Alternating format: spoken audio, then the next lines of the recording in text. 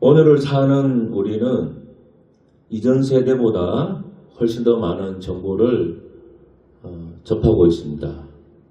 또 정보를 알 수 있습니다.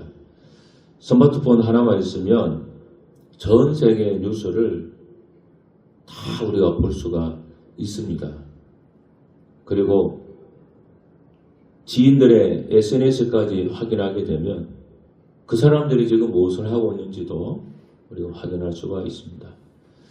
그런데 아이러니하게도 오늘날 많은 현대인들은 더 적은 평안을 누리며 살아갑니다.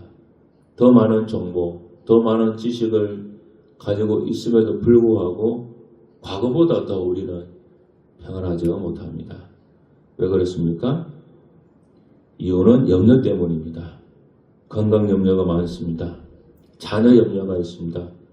또 미래에 대한 염려 너무 많습니다. 요즘은 또 노후의 염려, 물론 미래 염려죠. 노후 염려도 너무 많지 않습니까?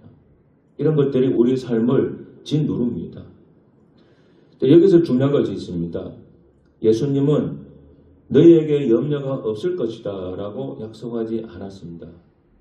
현실의 어려움이 사라질 거라고 하지 않았고 오히려 세상에서는 너희가 환난을 당할 것이다. 그렇게 성경에서 얘기했습니다.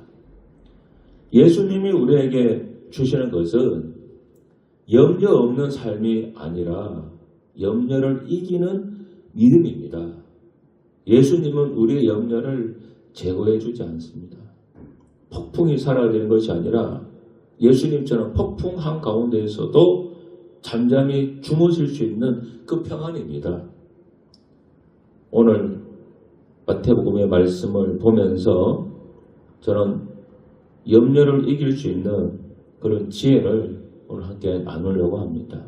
첫 번째는 하나님은 우리의 상황을 아신다고 하는 사실입니다. 32절 말씀입니다. 너희 하늘아버지께서 이 모든 것이 너희에게 있어야 할 줄을 아시느니라. 시편 139편 1절부터 3절 말씀을 세번역 성경으로 제가 한번 읽어드리겠습니다. 주님께서 나를 사사치 살펴보셨으니 나를 환히 알고 계십니다. 내가 앉아있거나 서있거나 주님께서는 다 아십니다. 멀리서도 내 생각을 다 알고 계십니다. 내가 길을 가거나 누워있거나 주님께서는 다 살피고 계시니 내 모든 행실을 다 알고 계십니다. 다 알고 있다고 하시잖아요. 하나님은 멀리서 팔짱 끼고 구경하는 분이 아니라 우리의 형편을 너무나 잘 알고 있습니다. 우리 형편 처지를 잘 알고 있습니다. 우리가 자동차로 낯선 길을 갈 때 GPS는 우리의 정확한 위치를 실시간으로 파악합니다. GPS 위성은 약 한 2만 km 상공에서 차량의 속도, 위치, 방향을 다 추적을 합니다. 굉장히 높은 것이죠. 여러분, 이 GPS도 우리를 이렇게 정확하게 파악을 하고 있는데 하물며 우주를 창조하시고 우리의 머리카락 숲까지 다 알고 계시는 하나님께서 우리의 상황을 모르고 있다. 그렇게 생각할 수 없겠죠.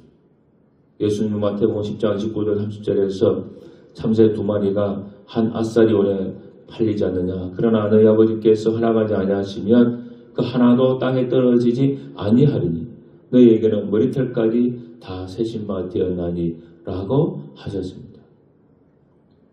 하나님은 지금 이 순간 나의 상황을 누구보다 더 정확하고 깊이 아십니다. 뿐만 아니라 더 나아가서 하나님은 아시는 것을 넘어서서 우리에게 관심을 많이 갖고 계십니다. 32절 말씀 다시 보시면 이 모든 것이 너에게 있어야 할 줄 아신다 그랬잖아요. 모든 것.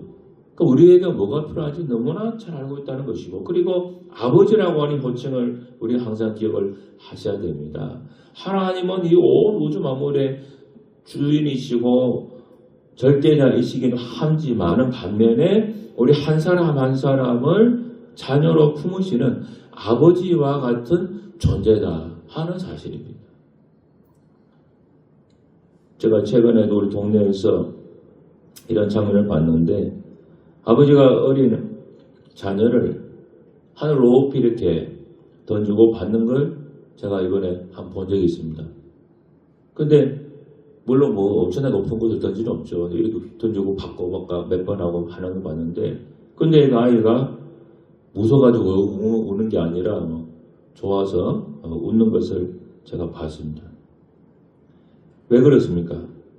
그 아버지가 자기를 휙 던져서 그냥 땅바닥에 내동댕이 치는 것이 아니라 받을 것이라고 하는 그 확신, 그 믿음 때문이죠. 그러니까 아이가 아버지가 던져도 그냥 웃고 뭐 자기가 놀는가 보다 즐거워하지. 만약에 손을 탁 놓는다고 생각하면 그 아이가 웃을 수가 있겠습니까? 그 서로 간의 두 사람의 관계에서 그 신뢰, 그 사랑이 서로 이렇게 엮고 있기 때문에 그것이 가능한 거죠. 그러니까 우리는 이 천지 만물을 창조하신 하나님을 아버지로 믿는 우리들은 자신의 몸과 마음을 전적으로 아까 그 아이처럼 맡길 수 있는 그런 사람이 되어야 한다는 거예요. 맡긴다는 것은 다시 받아준다고 하는 그 확신을 말합니다.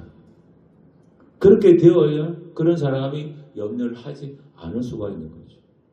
하나님 아버지를 전적으로 믿는 자는 어떤 상황에서라도 안전하게 보호를 받고 그리고 그런 사람은 믿음이 있기 때문에 염려 때문에 걱정 때문에 괴로워하지 않는다고 하는 거예요.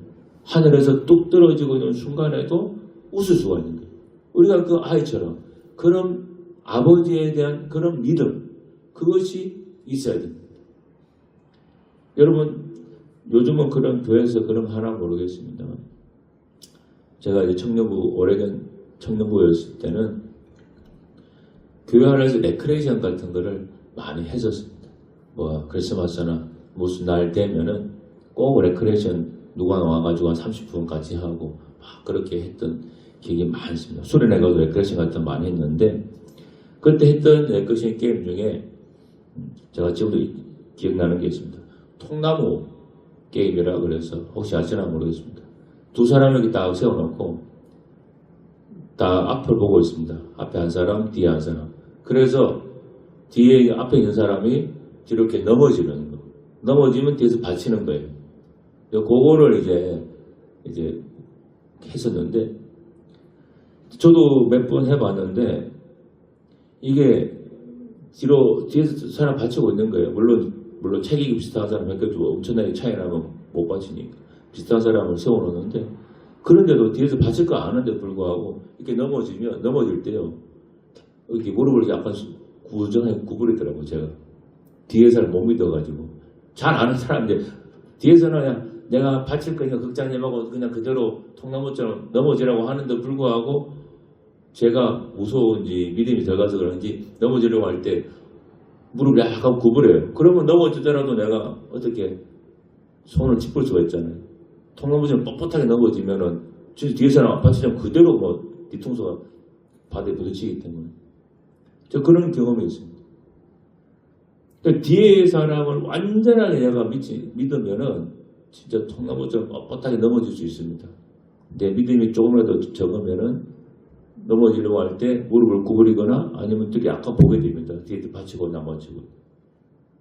이게 바로 맡긴다는 것, 믿음이라는 거 하는 것, 신뢰라고 하는 거예요.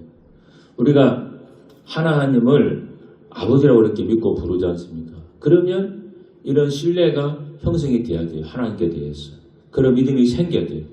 그래야만 우리가 여러 가지 일들을 겪고 만나더라도 염려하지 않고 극복하고 이겨나갈 수가 있습니다. 하나님 우리 모든 상황을 아신다 하는 사실을 꼭 먼저 믿으셔야 됩니다. 그리고 두 번째 우리가 기억할 것은 우리가 염려한다고 해서 상황이 바뀌는 것은 아니라고 하는 거예요. 예수님 말씀하셨습니다. 너희 중에 누가 염려함으로 그 키를 한 자라도 더 할 수 있겠느냐. 염려한다고 키가 더 클 수 있겠느냐 그 말이죠. 맞습니다. 염려라고 하는 것은 우리의 마음과 생각을 많이 바쁘게 만들지만은 실제로는 아무것도 바꾸지 못합니다. 밤새 걱정했는데 아침이 되었을 때 여전히 상황은 바뀌지 않고 그대로였던 그런 경험들 다 있었을 겁니다. 며칠을 근심했지만 걱정의 양은 준 것이 아니라 더 늘어나지 않습니까? 노먼 빈센트 필 박사는 한 연구기관의 조사를 인용해서 이렇게 말했습니다. 사람들이 걱정한 것 중 실제로 일어나지 않는 일에 대한 걱정이 40%, 이미 지나간 일에 대한 걱정이 30%, 별로 중요하지 않은 일에 대한 걱정이 22%, 우리 힘으로 어찌할 수 없는 일에 대한 걱정이 4%입니다.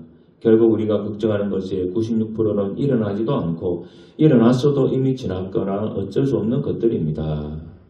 맞는 말이죠. 걱정한다고 상황이 바뀌는 것은 단 하나도 없습니다. 마가복음 4장을 보면 예수님께서 제자들과 함께 배를 타고 가시다가 큰 광풍을 만나게 됩니다. 물길이 배에 부딪혀오고 배 안으로 막 파도가 치면서 물이 차고 물이 들어오니까 제자들이 다급해졌습니다. 그래서 예수님께 달려가서 우리가 죽게 된 것을 돌보지 아니하시나이까 그렇게 말했습니다. 여러분 이 말은 무슨 말입니까? 주님 정말 우리의 상황을 아십니까? 주님 지금 이 상황이 보이지 않습니까? 그 의미입니다. 제자들이 한 말은 우리 상황이 지금 보이지 않는 우리 이런 말 많이 하지 않았습니까? 하나님 지금 내가 이런 상황인 거 모르십니까? 하나님 내가 이런 처지인 거 보지 않습니까? 이런 얘기 하지 않습니까? 하나님한테. 근데 여러분 잘 생각해 보십시오. 제자들이 겁을 낸다고 해서 풍랑이 잔잔해졌습니까? 제자들이 막 술을 치고 호들갑을 떨었을 때 파도가 잔잔해지고 풍랑이 멎었습니까? 그렇지 않죠. 그들의 어떤 두려움, 그것은 현실을 바꾸지 못했습니다. 그냥 그대로예요. 그러나 예수님이 일어나서 바람과 바다를 꾸짖으시니까 금방 잔잔해졌습니다. 바로 이겁니다. 해답은 이겁니다. 염려는 우리를 머리를 복잡하게 만들지만은 믿음을 자라게 하지 못합니다. 길을 열어주지 않습니다. 염려는. 폭풍이 올 때 우리는 두 가지 중 하나를 택해야 돼요. 폭풍을 계속 바라보든지 아니면 폭풍 가운데 함께 계시는 예수님을 바라보든지 걱정하는 손을 놓고 기도하는 무릎을 꿇어야 됩니다. 비행기를 탔을 때 난기류를 만나 기체가 흔들릴 걸 한번 상상해 보세요. 국제선을 타고 가면 가끔 그런 경험을 하게 됩니다. 갑자기 기류 때문에 비행기가 급하게 흔들려서 안전벨트 매라고 하는 사인이 오고 그런 일을 가끔 겪습니다. 그러려면 이제 승객들이 의자를 붙잡고 막 있죠. 무서워서. 그러면서 속으로 야 이러다가 떨어지면 어떻게 하지 하면서 걱정한다 그래서 비행기가 안전해집니까? 아니면 조종사에게 뭐 도움이 되는 게 있습니까? 그렇게 염려하는 그 자신만 피곤해지는 거죠. 우리가 할 수 있는 최선은 뭡니까? 그런 상황에서 베테랑 조종사를 믿고 안전벨트를 맨 채 그냥 기다리는 겁니다. 그게 우리가 할 수 있는 최선의 것입니다. 그러니까 우리 인생의 조종석을 주님께 맡기셔야 돼요. 뭔가 일이 터졌을 때 물론 마음이 조급하고 힘들고 어려운 건 다 압니다만은 그래도 우리 인생의 조종석 움직이고 핸들 움직이시는 그 하나님께 맡겨야 돼요. 그래야만 우리가 앞으로 전진할 수 있고 나아갈 수가 있습니다. 마지막 세 번째 우리가 기억할 것은 관함조차 선으로 바꾸시는 하나님의 섭리를 반드시 신뢰하라고 하는 겁니다.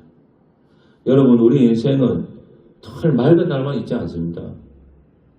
어둡고 힘들고 비가 내리고 폭풍을 치는 날이 많습니다. 여러분 적은 게 아니라 많습니다. 생각보다 많습니다.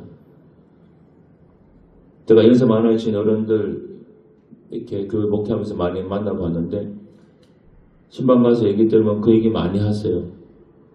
목사님 지나온 세월 쭉 돌아보면은 좋은 날보다 힘든 일이 더 많았던 것 같습니다. 그렇게 얘기를 해요. 성숙한 신앙인은 나쁜 일 속에서도 일하시는 하나님을 봅니다. 우리 구약성경에 욥기 나오죠. 욥을 보십시오. 욥은 이유를 모르고 그 고난을 다 통과했습니다. 재산 잃었고 자녀를 잃었고 건강을 잃었고 그리고 사람들로부터 오해도 다 많이 받았습니다. 그런데 욥기는 우리에게 고난의 모든 이유를 설명해 주는 책은 아니에요. 욥기 읽고 나서 속이 훤한 고난에 대해서 완전히 100% 해석이 되고 이해가 되는 그런 거 아니에요.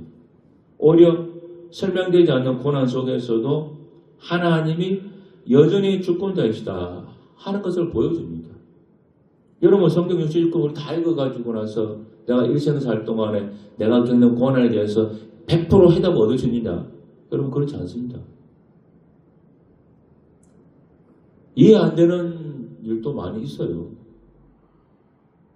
그 속에서 하나님을 믿고 신뢰하는 것이지 100% 이해 안 되는 부분 분명히 있습니다. 그러니까 성숙한 신앙은 뭐냐? 왜 내게 이런 일이 일어났는가? 이것을 우리 자꾸 반복하지 않습니다. 묻지 않습니다. 때로는 이유를 다 모른 채 하나님을 붙드는 법을 배웁니다. 이것이 바로 믿음이 자라는 거예요. 로마서 8장 28절도 마찬가지입니다. 모든 것이 합력하여 선을 이루느니라 그랬습니다. 이 말은 모든 것이 다 좋다는 뜻은 아닙니다. 아픈 일도 있고 힘든 일도 있고 속상한 일도 많고 이해되지 않은 일도 있습니다. 그러나 하나님은 그 모든 재료들을 가지고 선한 것, 유익한 것을 만들어내는 분이라고 하는 그런 뜻입니다. 하나이가 어머니가 자수 놓는 것을 밑에서 보고 있었습니다. 밑에서 본 자수는 온통 실타래가 엉켜있고 지저분했습니다. 아이가 엄마한테 얘기해요. 엄마 왜 이렇게 엉망으로 만들어? 그러니까 어머니가 그 자수를 반대로 뒤집어서 보여줍니다. 그걸 보니까 거기에는 아름다운 꽃밭이 수놓아져 있었습니다. 우리 인생도 밑에서 보면은 이해할 수 없는 엉킴뿐이지만은 하나님의 시선으로 보면은 아름다운 작품이 되어가고 있다고 하는 것입니다. 고난 속에서 우리가 염려하는 이유는 그 사건의 전만 보기 때문에 그렇습니다.